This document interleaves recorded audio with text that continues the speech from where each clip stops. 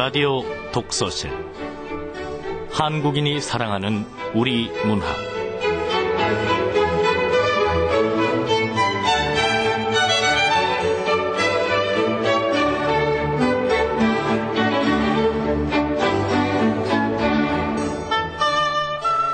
안녕하세요. 아나운서 김경란입니다. 늙지 않는 절벽, 강형철. 어떤 세월로도 어쩔 수 없는 나이가 있다. 늘 내 새끼를 끼고 다니거나 그 새끼들이 물에 빠지거나 차에 치일까 걱정만 몰고 다니는 그 새끼들이 50이 넘고 60이 되어도 도무지 마음에 차지 않아 눈썹 끝에 이슬만 어룽대는 맛있는 음식물 앞이거나 좋은 풍광도 입 밖의 차림새, 눈 밖의 풍경, 앞가슴에 손수건을 채워야 안심이 되는 어머니란 나이. 2009년 첫 해를 여는 시는 강형철 시인의 늙지 않는 절벽의 앞부분입니다. 어머니 그리고 아버지, 부모님들에게는요, 자식이 50이 넘고 60이 넘어도 늘 물가에 세워놓은 아이 같다라고들 하시죠. 그래서 이 시인은 부모님의 나이는 어떤 세월로도 어쩔 수 없다고 했습니다. 부모님의 마음처럼 올 한 해에는요, 라디오 독서실 애청자 여러분들 모두 건강하시고 또 좋은 작품과 함께 마음만큼은 부자로 사시길 바랍니다.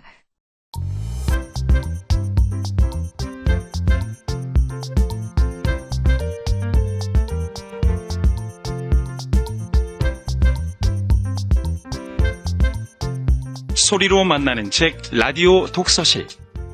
한국인이 사랑하는 우리 문학을 김경란 아나운서와 함께 만나봅니다.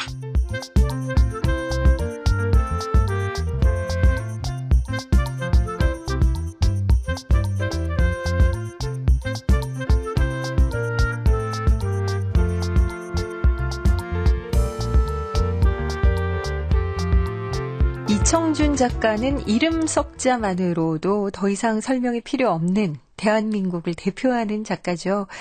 작년에 이제 그만 세상을 떠나서 주위를 안타깝게 했습니다. 고 이청준 작가께서 문학의 길로 나서게 된 중요한 이유 중에 하나가 바로 10살도 되기 전에 그 어린 시절 수년간에 잇따라 겪었던 아버지와 맏형 아우의 죽음이었다고 합니다. 등단작은 퇴원이고요. 마지막 숨을 거두는 그 순간까지 작품에 몰두한 진정 장인이셨습니다. 대표작이 정말 많아서 열거하기가 어렵지만 몇 작품만 소개를 드리면요. 병신과 머저리, 당신들의 천국, 소문의 벽, 서편제, 떠도는 말들, 이어도, 벌레 이야기 등 등단 이후에 무려 120여 편의 중단편과 11편의 장편소설 그리고 수편의 판소리 동화를 남겼습니다. 한국에서 가장 많이 영화화된 작품의 원작자가 아닐까 싶기도 한데요. 이청준 작가의 눈길에 대해서 우리 애청자들은 어떻게 읽었는지 함께 들어보겠습니다. 저는 마포 사는 김재희라고 하는데요. 눈길은 고등학교 때 논술시험 준비하느라고 읽었습니다. 눈길이 의미하는 게 뭔지 이런 걸 막 외웠던 기억이 있는데요. 어머니의 자식에 대한 사랑을 느낄 수 있어서 아주 좋았어요. 저는 영등포 사는 김영철입니다. 부모와 자식의 관계에 대해 생각했습니다. 부모라고 하면 당연히 자식을 부양하고 돌봐야 되는데 실제로 그렇지 못한 부모들도 있습니다. 눈길에서는 동생이 가장 노릇을 하는데 그래서 어머니는 이 둘째 앞에서 늘 죄인 같은 마음이 듭니다. 눈길에 찍힌 아들의 발자국을 되짚어보면서 어떤 마음이셨을까 눈물이 살짝 났습니다. 서울 구의에 사는 손동욱이라고 합니다. 밀양이나 서편제 이런 영화의 원작자가 이청준 작가님이라고 알고 있습니다. 지금은 이제 고인이 되셨는데요. 눈길은 단편이고 선생님이 추천해서 읽었습니다. 올겨울에 그래서 이청준 선생님의 다른 작품도 읽어볼까 합니다. 네, 어떤 분이 얘기하셨죠. 눈길에 찍혀있는 아들의 발자국을 되짚어오는 어머니의 마음은 어떤 마음이었을까? 이 작품 함께 하시면서 그런 부모님의 마음을 헤아려 보시기 바랍니다. 라디오 독서실 한국인이 사랑하는 우리 문학. 이청준 작가의 눈길입니다.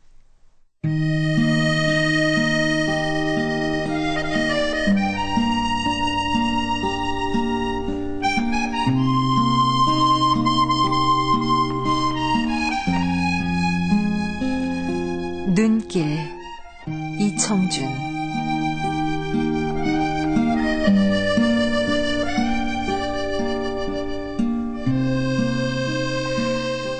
내일 아침에 올라가야겠어요. 점심상을 물러나 앉으면서 나는 마침내 입속에서 별러오던 소리를 내뱉어버렸다. 노인과 아내가 동시에 밥숟가락을 멈추며 나의 얼굴을 멀거니 건너다 본다. 내일 아침 올라가다니 이참에도 또 그렇게 쉽게. 노인은 결국 숟가락을 상위로 내려놓으며 믿기지 않는다는 듯 되묻고 있었다. 나는 이제 내친 걸음이었다. 어차피 일이 그렇게 될 바엔 말이 나온 김에 매듭을 분명히 지어두지 않으면 안 되었다.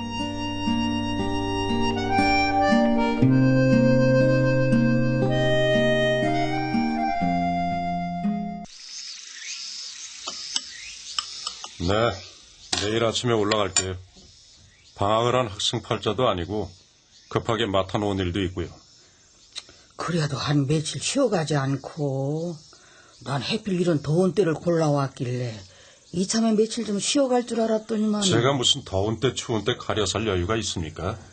그래도 그 먼 길을 왔는데 너는 언제나 혼자 왔다 선걸음에 새벽길을 나서곤 하더라마는 이번에는 너 혼자도 아닌 게 웬만하면 며칠 차분히 쉬어가도록 하란 게. 오늘 하루 쉬었잖아요. 하루 쉬어도 전 사흘을 버려요. 차길이 나아졌다고는 하지만 아직도 서울은 천리길이라 오는데 하루 가는데 하루. 급한 일은 마무리를 지어놓고 오죠. 노인 대신 이번에는 아내 쪽에서 날 원망스럽게 건너다 봤다. 그건 물론 나의 주변 머리를 탓하고 있는 게 아니었다. 내게 그처럼 급한 일이 없다는 걸 그녀는 알고 있었다. 그녀는 나의 참을성 없는 심경의 변화를 나무라고 있는 것이었다. 그리요, 일이 그리 바쁘다면 가봐야겠지. 바쁜 일 받아놓고 온 사람을 붙잡는다고 듣겄냐? 어머니 담배 태우시게요? 자, 여기요. 항상 바쁜 사람인 줄은 안다마는 자식이 이렇게 먼 길을 찾아와도 애미가 되어서 편한 잠자리 하나 마련해주지 못하는 내 맴이 좀 그려서. 노인은 무연스러운 표정으로 장주 끝에 풍년초를 꾹꾹 눌러담기 시작한다. 너무도 간단한 체념이었다. 담배통에 풍년초를 눌러담고 있는 그 노인의 얼굴에는 아내에게서와 같은 어떤 원망기 같은 것도 찾아볼 수 없었다. 당신 곁을 조급히 떠나고 싶어하는 그 매정스러운 아들에 대한 아쉬움 같은 것도 엿볼 수가 없었다. 성냥불도 붙이려 하지 않고 언제까지나 풍년초 담배만 꾹꾹 눌러 채우고 앉아있는 눈길은 차라리 무표정에 가까운 것이었다. 나는 그 너무도 간단한 노인의 체념에 오히려 불쑥 짜증이 치솟았다.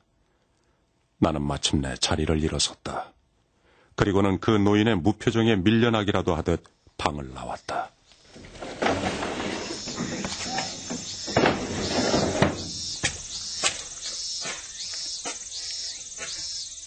장지문 방 마당가에 작은 치자나무 한 그루가 한낮에 땡볕을 견디고 서 있었다.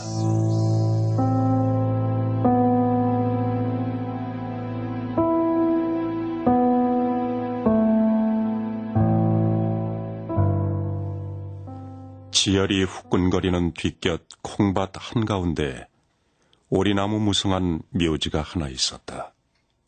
그 오리나무 그늘에 숨어 앉아 콩밭 아래로 내려다보니 집이라고 생긴 게 꼭 습지에 돋아오른 여름 버섯 형상을 닮아 있었다. 어디서 묵은 빈문서라도 불쑥 붉어져 나올 것 같은 조마조마한 기분이었다.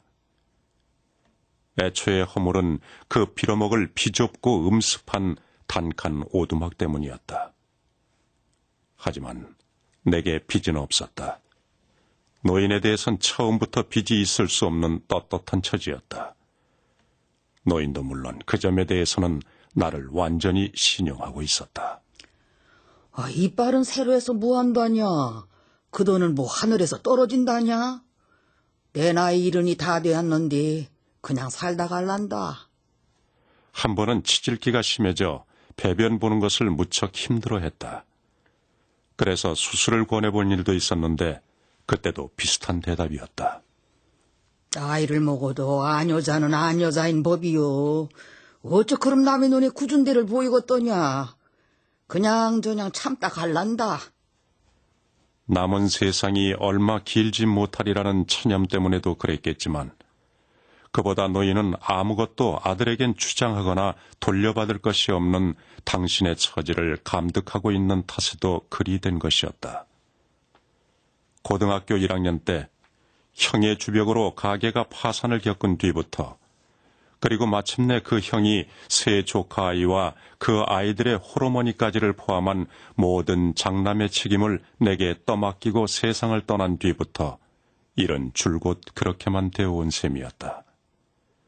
고등학교와 대학교와 군영 3년을 치러내는 동안 노인은 내게 아무것도 나아기려는 사람의 몫을 못했고 나는 또 나대로 자식놈의 도리는 엄두를 못 냈다. 노인과 난 결국 그런 식으로 서로 주고받을 것이 없는 처지였다. 헌데 이번에는 웬일인지 노인의 눈치가 이상했다. 전날 밤의 일이었다. 엄니, 제가 가운데 잘까요? 단칸방에 온 식구가 자요하니 잠자리가 불편해서 어쩌냐. 아니에요. 당신은 바깥쪽에서 자요? 알았어.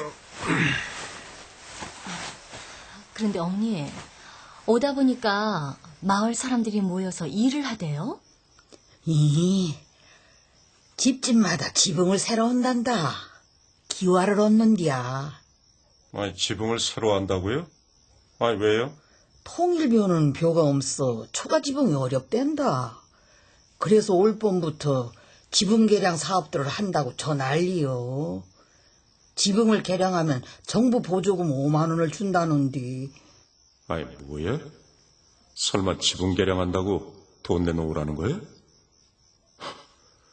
어머니가 나한테 손 벌릴 처지 아니라는 건 어머니가 더 잘 아시잖아. 아닐 거야. 거기 담배통 좀 이리 밀어다오. 예, 어머니.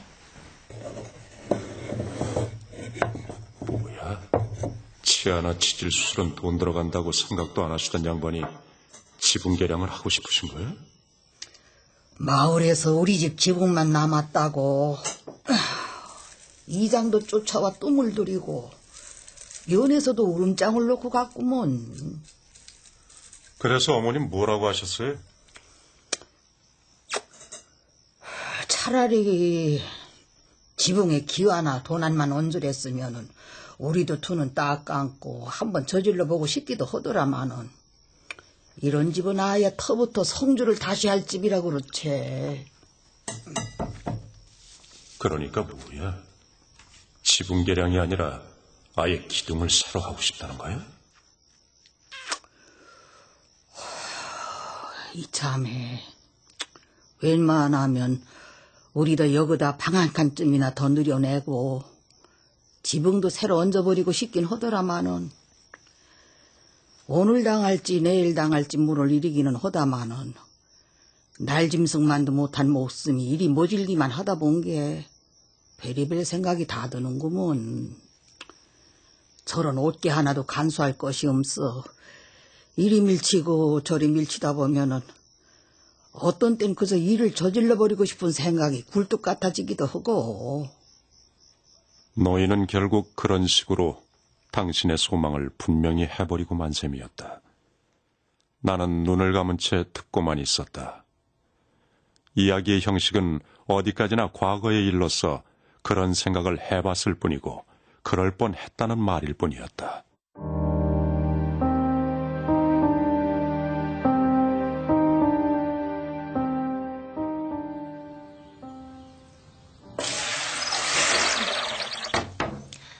새순물이요.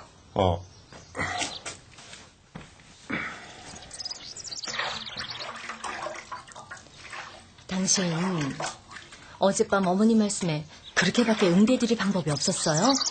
모르면 잠자코 있어. 다 돈 내놓으란 얘기야. 당신 참 엉뚱한 데서 독한 거 알아요? 늙은 노인네가 가엾지도 않아요? 말이라도 좀 더 따뜻하게 위로해드릴 수 있잖아요.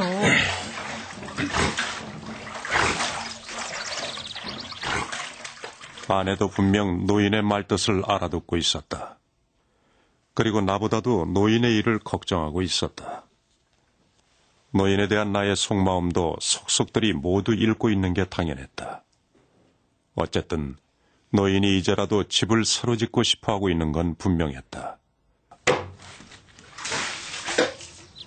당신 이따가 어머니 좀 위로해드려요. 당신은 모르면 가만히 좀 있어.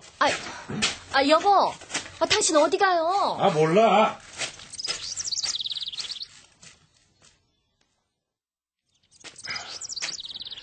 난 돈을 들여 이 집을 고쳐야 될 의무나 빚 같은 건 없다고. 어머니도 그걸 아니까 정면으로 요구를 못 하신 거야. 그래, 빨리 서울로 올라가자. 그럼 다 그만인 거야. 이런 빌어먹을. 그 지붕계량 사업인지 뭔지 하필 이런 데 법석이야. 아무래도 심기가 편할 수는 없었다. 나는 공연히 그 지붕계량 사업 쪽에다 애꿎은 저주를 보내고 있었다.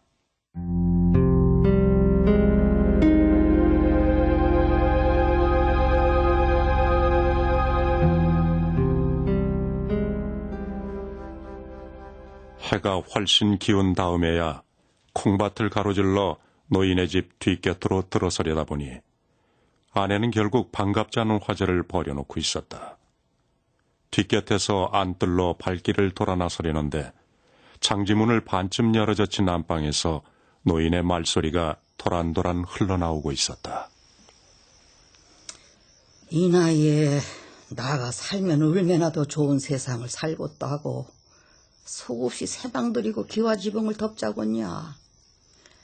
집 욕심 때문이 아니라 나 간 뒷일이 매매 안 놓여서 그러는 거구먼. 네, 어머니. 아니, 저 사람은 왜 또 집 얘기를 꺼낸 거야?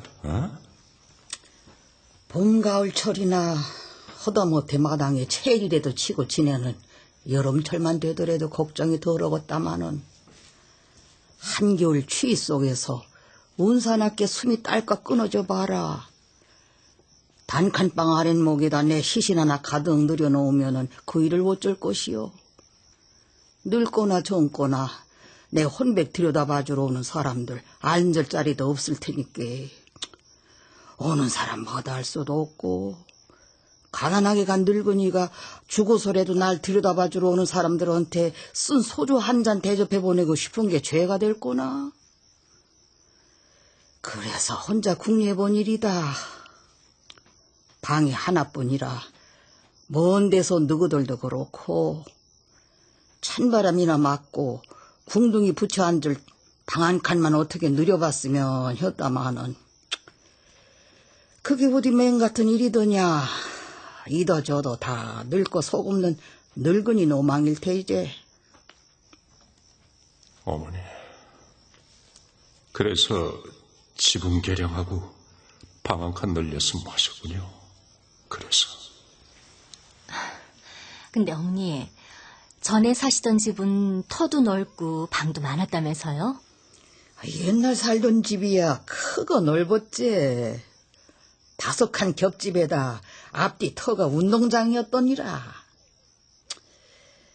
하지만 이제 와서 그게 다 무슨 소용이겠냐. 남의 집 대한 지가 20년이 다 된 것을.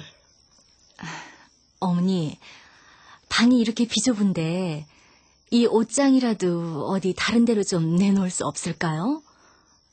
이 옷장을 들여놓으니까 좁은 방이 더 비좁아 보여요.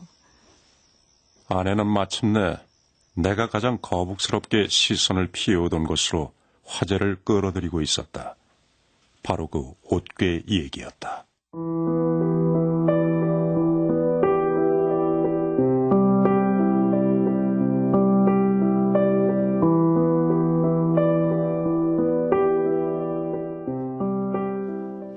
(17, 18년) 전 고등학교 1학년 때였다. 술버릇이 점점 사나워져 가던 형이 전답을 팔고 선산을 팔고 마침내는 아버지 때부터 살아온 집까지 마지막으로 팔아넘겼다는 소식이 들려왔다. K시에서 겨울방학을 보내고 있던 나는 도대체 일이 어떻게 돼가는지 알아보고 싶어 옛 살던 마을을 찾아가 봤다. 집을 팔아버렸으니 식구들을 만나게 될 기대는 없었지만 그래도 달리 소식을 알아볼 곳이 없어 옛집 앞에서 서성이고 있었다. 여기 우리 집마저 다 팔렸다던데 다들 어디로 간 거지? 아니, 집에 왔으면 들어와야지. 왜 내 집 골목에서 서성대고 있다냐? 어머니 계셨어요? 어이 들어와, 춥다. 집이 팔렸다던데. 그날 밤 노인은 옛날과 똑같이 저녁을 지어내왔고 거기서 하룻밤을 함께 지냈다. 그리고 이튿날 새벽 일찍 K시로 나를 다시 되돌려보냈다. 나중에야 한 일이지만 노인은 거기서 마지막으로 내게 밥을 지어 먹이고 당신과 하룻밤을 지어보내고 싶어 새 주인의 양해를 얻어 그렇게 혼자서 날 기다리고 있었다는 것이었다. 노인은 매일같이 그 빈집을 드나들며 먼지를 털고 걸레질을 했다. 그리고 아직 집을 지켜온 흔적으로 안방 한쪽에다 이불 한 채와 옷개 하나를 그냥 남겨두고 있었다. 이튿날 새벽 K시로 다시 길을 나설 때서야 노인은 비로소 집이 팔린 사실을 시인했다. 눈이 겁나게 왔어야. 새벽일 가려면 든든히 먹어야 돼야. 어머니도 드세요. 그려. 너도 소식은 들었겠지만은 이 집 인자 우리 집 아니다. 알고 있어요. 그래도 우리 집서 우리 아가한테 따순 밥 해먹어 쓴 게 내 소원은 풀었구먼.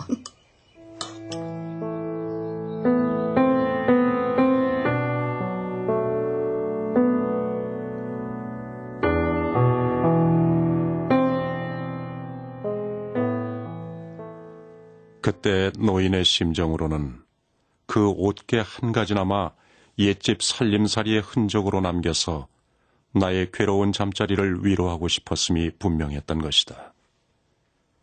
그러한 내력이 숨겨져 온 옷개였다. 떠돌이 살림에 다른 가재도구가 없어서도 그랬겠지만 이 20년 가까이 노인이 한사코 함께 간직해온 옷개였다. 그만큼 또 나를 언제나 불편스럽게 만들어온 물건이었다. 노인에게 빚이 없음을 몇 번씩 스스로 다짐하고 있다가도 그 옷개만 보면 무슨 액면가 없는 빈문서를 만난 듯 기분이 새삼 꺼림칙스러워지곤 하던 물건이었다. 아내도 물론 그 옷개에 관한 내력을 내게서 들은 만큼 잘 알고 있었다. 어머니, 저 이 옷괴 얘기도 알고요. 왜 단칸방에 살게 됐는지도 다 들어서 알고 있어요. 다 들어? 누구한테서? 그야 물론 저 사람한테서죠. 노인의 물음에 아내가 대답했다. 눈에는 보이지 않았지만 밖에서 엿듣고 있는 날 지목한 말투가 분명했다. 짐작대로 그녀는 벌써부터 내가 밖에서 엿듣고 있는 낌새를 알아차리고 있었음이 분명했다. 제가 알고 있는 건 그 집을 팔게 된 사정뿐만이 아니에요. 어머님께서 저 사람한테 그 팔려간 집에서 마지막 밤을 지내게 해주신 일도 알고 있어요. 저 옷장, 그날 밤에 어머님이 저 헌옷장 하나를 집안에다 남겨두고 계셨다면서요? 그래요. 그하고도 어떻게 아직 그날 밤 일을 잊지 않고 있더냐? 그러니까요, 어머니. 이제 좀 속 시원히 말씀해 보세요. 혼자서 참아 넘기시려고만 하지 마시고 말씀이라도 하셔서 속을 후련히 털어놔 보시라고요. 저희는 어머님 자식들이잖아요. 자식들한테까지 어머님은 어째서 그렇게 말씀을 참아 넘기시려고만 하세요. 죄다 알고 있는 일을 뭐로 되내게 하는겨? 저 사람 벌써 잊어가고 있거든요. 저 사람한테선 진짜 얘기를 들을 수도 없고요. 사람이 독해서 저 사람 그런 일 일부러 잊어요. 저 사람 얘기 말고 어머님 그날 밤 진짜 심경을 듣고 싶어요. 저 사람이 나 들으라고 어머니한테 말 시키는 거지. 심정이나 많아. 그려 우리 집 앞에서 우리 아그가 발길을 주춤주춤 어정대고 서 있더구나. 아내의 성화를 견디다 못해 노인은 결국 마지못한 어조로 그날 밤 일을 돌이키고 있었다.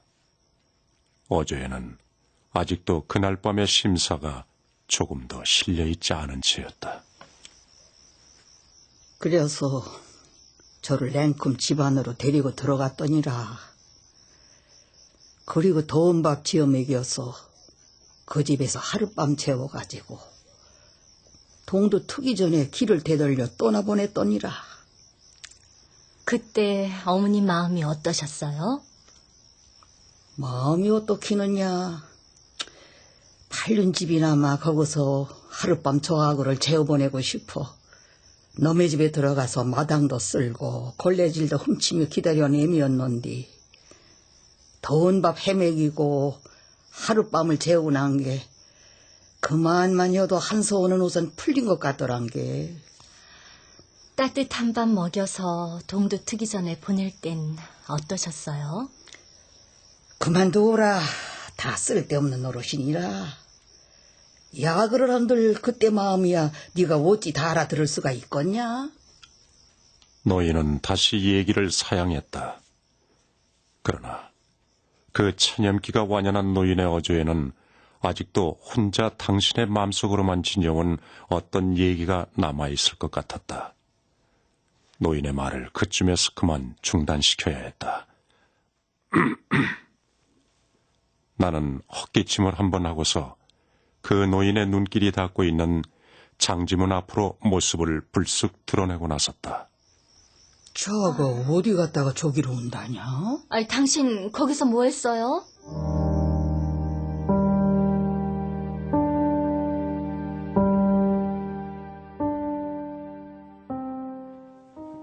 위험한 고비는 그럭저럭 모두 지나가고 있었다. 저녁상을 드릴 때 노인은 언제나처럼 막걸리 한 대를 가져오게 했다. 형의 술버릇 때문에 집안 꼴이 그 지경이 됐는데도 노인은 웬일로 내겐 술 걱정을 하지 않았다. 집에만 가면 당신이 손수 막걸리 한 대씩을 미리 마련해다 주곤 했다. 이날 저녁도 마찬가지였다. 한 잔 마시고 자거라. 어머니부터 받으세요. 그래요. 정 내일 아침으로 길을 나설라냐?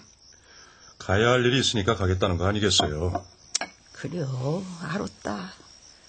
술이나 한 잔 더 하고 일찍 쉬거라.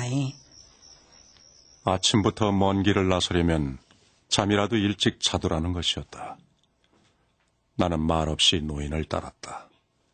저녁겸에서 술 한 대를 비우고 그리고 술기를 못 견디는 사람처럼 일찌감치 잠자리를 펴고 누웠다. 어쨌거나 이제 위태로운 고비는 그럭저럭 거의 다 넘겨가는 셈이었다. 눈을 붙였다.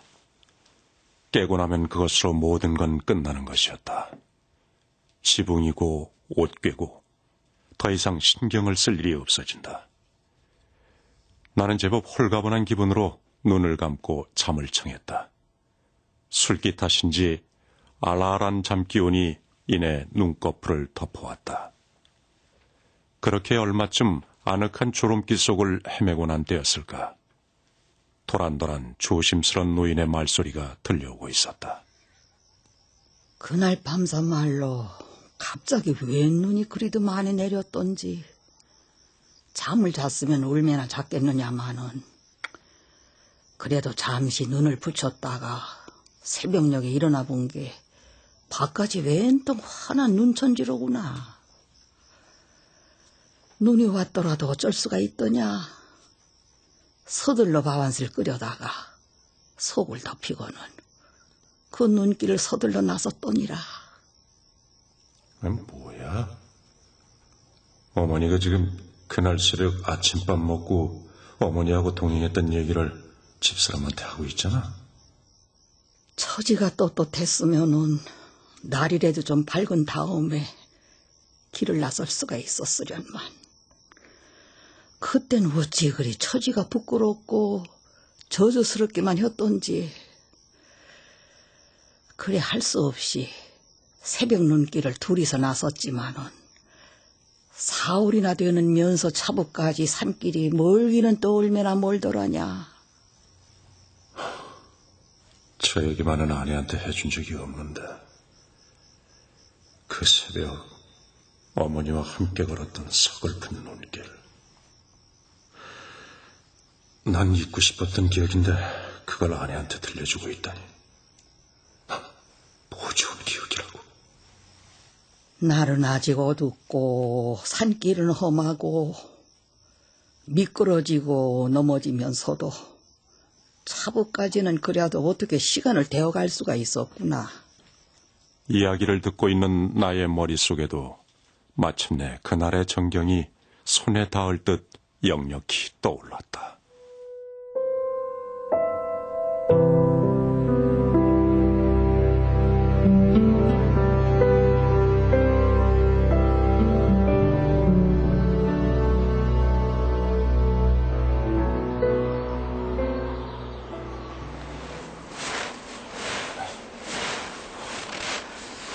날씨가 추워요. 그만 들어가세요, 어머니. 아니요. 동구밭까지만 같이 가자. 넘어지지 않게 조심해라. 어머니도 조심하세요. 날이 어두워요. 나야 늘 다니던 길인데 뭐. 아이고. 조심하시라니까요. 아유 캄캄해서 앞이 안 보이는구먼.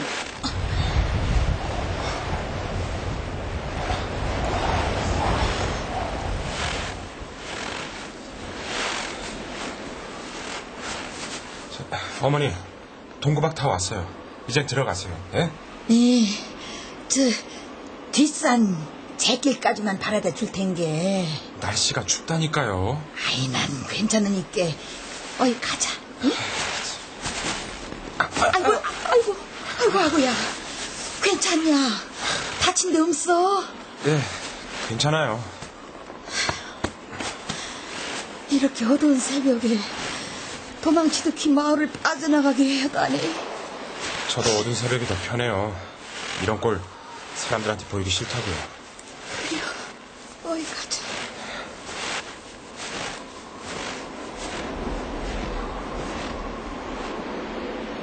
노인의 말 맞다나 미끄러지고 넘어지면서 그렇게 말없이 신장로까지 나섰다. 나는 결국 그 면소 차부까지 노인과 함께 신장로를 걸었다. 아직도 날이 밝기 전이었다. 하지만 그리고 우리는 어찌 됐던가. 나는 차를 타고 떠나가 버렸고 노인은 다시 그 어둠 속의 눈길을 되돌아선 것이다. 내가 알고 있는 건 거기까지뿐이었다. 헌데 노인은 웬일로 오늘 그날의 기억을 끝까지 돌이키고 있었다. 어떻게 장터거리로 들어서서 차부가 저만큼 보일 만한 데까지 가니까 그때 마침 차가 미리 불을 켜고 차부를 나오는구나. 급한 김에 내가 손을 휘저 그 차를 세웠더니 그려 그 운전수란 사람들은 어찌 그리 길이 급하고 매정하기만 한 사람들이더냐. 차를 미쳐 세워지더라고 덜크렁덜크렁 눈 깜짝할 사이에 저하고를 훌쩍 실어 담고 가버리는구나. 그래서 어머니 어떻게 하셨어요?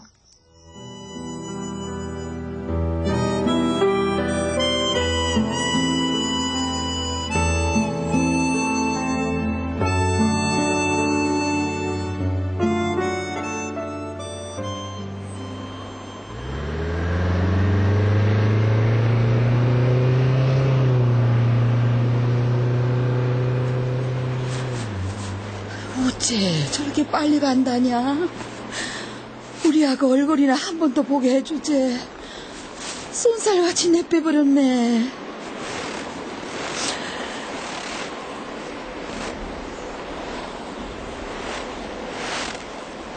우리 아가하고 둘이 왔는데 혼자 갈랑게 허망하네. 그래도 가야지. 가야 하는기요. 이제 날이 혼해지는구먼. 길이라도 밝았으면 우리하고 안 넘어졌을 텐데.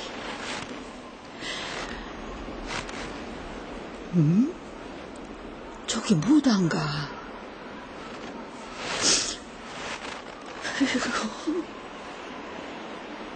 우리 아그하고 나하고 둘이 걸어온 발자국 아니요. 우리 아구 발자국인데 조심하라는 우리 아구 목소리가 아직도 들리는 것 같은데. 내 자수가 너하고 둘이 온 길을 이 몹쓸 늙은 곳 가서 너 보내고 돌아가고 있구나. 내 자수가.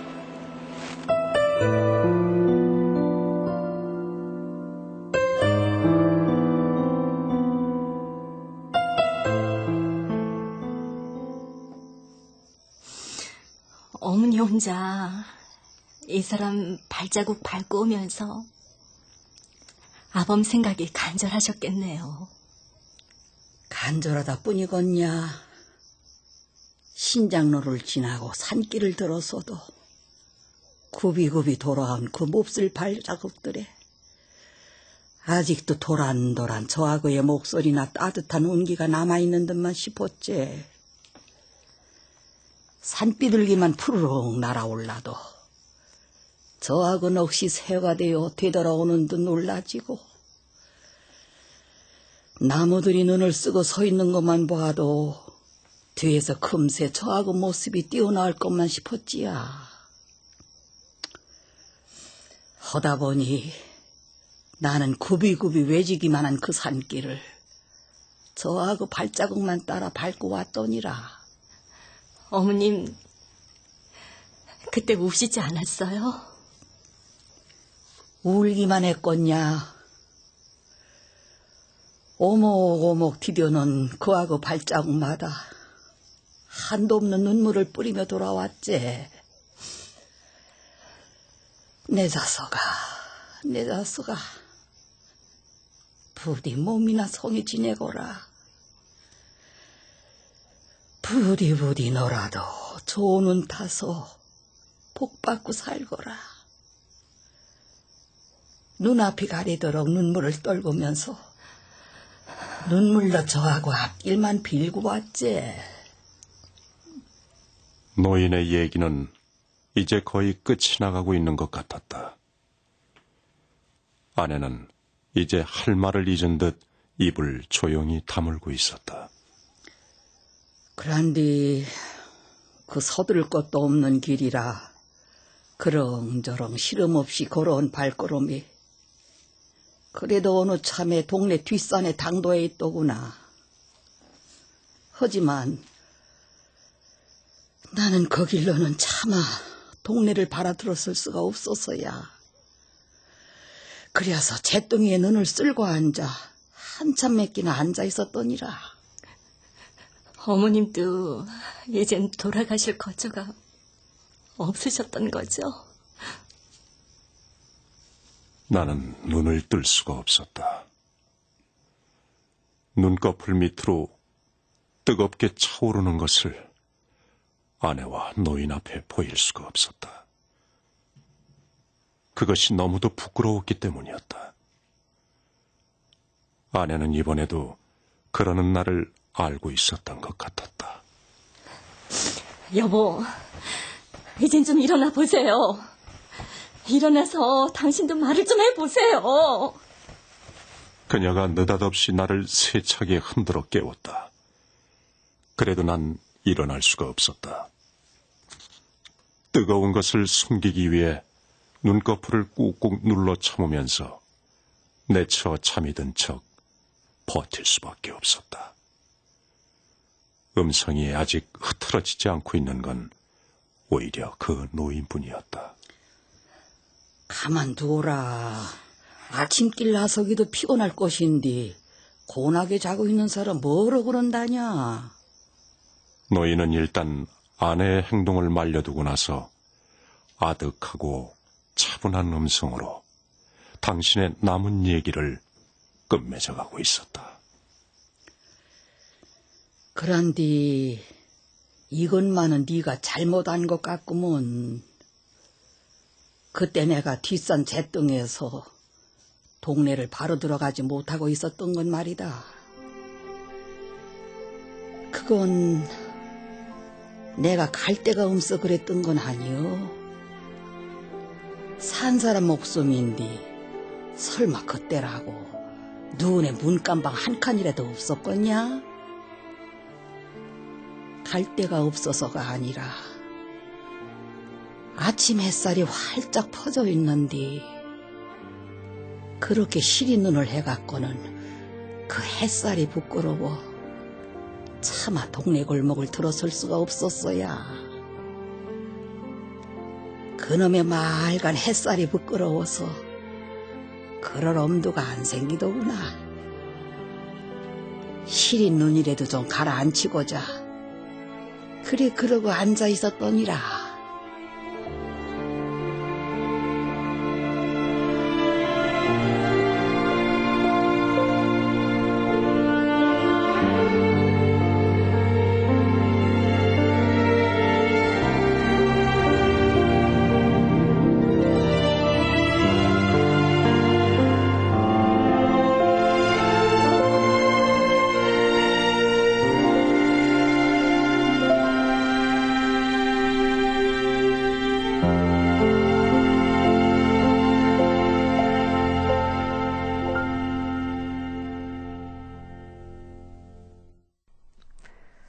어머니의 말씀으로 눈길은 끝이 나죠. 위대한 이름, 어머니. 그 어머니의 사랑을 정말 진하게 느낄 수 있는 작품이었습니다. 이청준 작가의 눈길에 대한 자세한 얘기는 문학평론가인 서강대학교 우찬재 교수님과 함께 해보겠습니다. 교수님 안녕하세요. 안녕하십니까? 네, 반갑습니다. 네. 저희가 이제 눈길을 쭉 들어봤는데 정말 저도 그렇고 참 눈물이 났거든요. 예, 그렇죠. 남자들도 어떠세요? 이 작품 함께하면 좀 찡하시겠죠? 예, 이 작품에서 이제 아들과 감정이입을 한다면 네. 아들 입장에서 참 짠한 느낌이 여전히 오죠. 실제로 그 지극한 모성에 대한 애틋한 마음 있잖아요.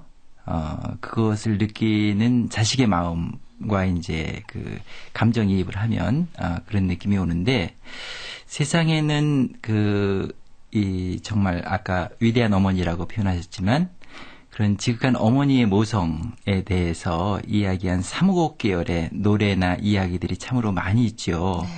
그렇다는 것은 이것은 인간들의 영원한 주제이기도 한데요. 이청준 선생은 그러한 영원한 주제를 자신의 실제적인 경험에 바탕을 두고 아주 감동적으로 풀어내고 있지요. 방금 전에 교수님께서 이제 실제적인 경험을 바탕으로 해서 네. 이 이청준 작가가 작품을 썼다라고 얘기를 하셨는데 그러면 이청준 작가의 어머니가 이러하셨고 예. 또 이제 아무래도 그런 가정적인 그런 예. 면들이 많이 녹아 있는 소설인 건가요? 예, 그렇습니다. 이청준 선생의 그 형님이 사업을 하다가 실패를 하시고 그래서 이제 고향집을 팔게 된 사건이 있었습니다. 아, 똑같네요. 예, 그러면. 그렇죠. 예. 그랬을 때 이제 어머니가 자식을 위해서 객지 나가서 공부하고 있는 자식에게 자기 본집이 그렇게 됐다는 것을 알리지 않기 위해서 어머니가 이런 일을 실제로 하셨다고 그럽니다. 그래서 이 작품이 발표됐을 때 고향의 어른들이, 그러니까 이청준 선생님 댁 사정을 잘 아는 고향의 어른 중에 한 분이 이 작품은 자네가 쓴 것이 아니라 자네 모친께서 쓰신 작품이네. 우리는 그렇게 알고 있네. 그런 말씀도 하셨다고 그럽니다. 네. 그래서 그렇군요. 저도 읽으면서 나의 어머니가 나를 감싸주셨던 기억들이 예. 막 오롯이 다 기억이 나고 그러더라고요. 그렇죠. 네. 그래요. 이 중학교에서 눈길, 고등학교도 마찬가지고 네. 이 필독서로 정한 학교가 맞는가 봐요. 그리고 문제도 이렇게 그래서 시험 문제로 낸다는데 예. 어떤 문제 내는지 좀 알아봤거든요. 예. 그랬더니 이 눈길이 의미하는 게 뭔가 우리가 이제 늘 예. 많이 접하는 문제겠지만 또 마지막에 이제 아들이 눈물을 흘리는 이유 이런 걸 물어보고 예. 낸다고 하더라고요. 예. 대체로 이제 표제인 눈길, 이게, 배경이 되는, 그러니까 눈 내린 그러니까 눈 내린 날, 그 다음날 새벽에 그 눈길을 그 모자가 새벽에 걸어가잖아요. 네. 그런 그 배경으로서의 눈길이기도 하지만, 어머니가 자식을 바라보는 눈길. 그죠? 눈길? 예, 어머니의 눈길입니다. 어머니가 자식을 바라보는 눈길, 그것은, 자식은 느낄 수 없는 그러한 눈길이 있거든요. 이 소설의 마지막 대목에서 어머니가 하는 얘기를 자식이 간접적으로 듣는 대목이 나오는데요. 그것이 바로 자식을 그렇게 떠나보내고 나서 그 눈 내린 그 길을 정말 부끄러워서 바라볼 수가 없었다라고 그 아내에게 회고하는 그 장면이 나오는데, 이것은 1차적으로는 배경으로서, 공간적인 배경으로서의 눈길이지만, 2차적으로는 또 심층적으로는 어머니의 눈길, 그것을 응시할 줄 아는 자식의 마음길, 자식의 눈길, 이런 것들이 연결되어서, 뭔가 아주 감동적인 그런 것으로 이어지죠. 이런 이청준 작가가 우리에게 이렇게 소중한 작품들을 많이 남겨주시고 안타깝게도 작년에 돌아가셨잖아요. 예, 작년에 저희는 가장 지성적인 작가 한 분을 잃었습니다. 저희가 선생님께서 평소 생전에 남기신 것을 바탕으로 묘비명을 이제 요즘에 만들고 있는데요. 제가 여기서 처음으로 소개를 해드릴까 합니다. 선생님 묘비에 이렇게 새길까 합니다. 그는 늘 해변밭 언덕가에 나앉아 바다의 시를 앓고 갔다. 노래가 다했을 때 그와 그의 노래는 바다로 떠나갔다. 바다로 간 그의 노래는 반짝이는 물비늘이 되고 먼 돛배의 꿈이 되어 섬들과 바닷새와 바람의 전설로 살아갔다. 네. 왠지 막 가버리신 것 같아서 안타까운데 그 묘비명 듣고 있으니까 또 왠지 오실 것 같은, 또 다가오실 것 같은 느낌이 들어서 좀 위로가 되네요. 자, 오늘 말씀 잘 들었고요. 우찬재 교수님 다음에 또 나와주세요. 예, 고맙습니다. 네, 고맙습니다. 지금까지 문학평론가인 서강대학교 우찬재 교수와 함께했습니다. 아직 음력은 아니지만 2009년은요 12간지로 소의 해라고 하는군요. 소는 여러 가지 특징이 있습니다만 무엇보다 우직하게 일하는 특징이 있죠. 2009년 여러 계획들 많이 세우셨을 텐데 우직하게 한번 실천해보는 그런 해 되시기 바랍니다. 라디오 독서실 다음 시간에는 2009 신춘문예 특선으로 함께하겠습니다. 지금까지 이청준의 눈길 편, 음악 최현석, 효과 안익수, 노동걸, 김기평, 기술 이흥규, 극본 서현희, 제작 박기환, 진행의 김경란이었습니다.